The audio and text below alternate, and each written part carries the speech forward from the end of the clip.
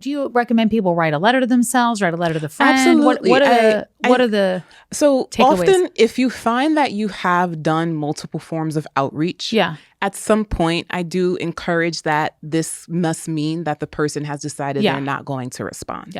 And so I do encourage you can write yourself a letter. I think that is a great thing to do, right? Figure out what is the thing that is causing you to mourn, which is clearly the loss, but what else did you lose as a result of this friendship ending?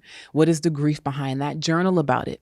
One of the things I also encourage is audio journaling, where I encourage my clients to speak out loud and record themselves. And the reason for this is because when we're talking out loud, we can hear the discrepancy in our thinking. And so sometimes we're thinking something and it feels very true, but then when we say it out loud, we're like, oh, that sounds a little, that doesn't really make much sense when I hear it back to me. I love that. And so that's why audio journaling can be really helpful.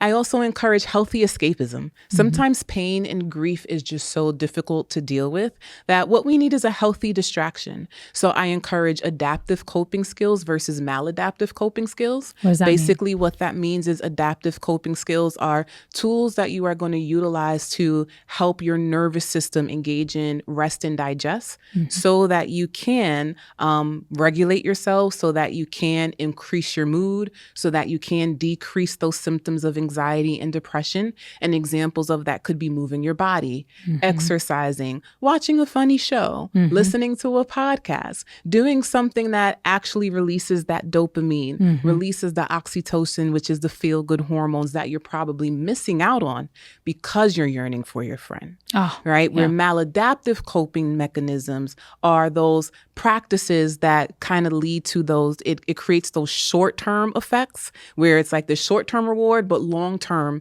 consequences. So I could go binge drinking and it might feel really good in the moment because I'm not thinking about it anymore, but the hangover may not feel good.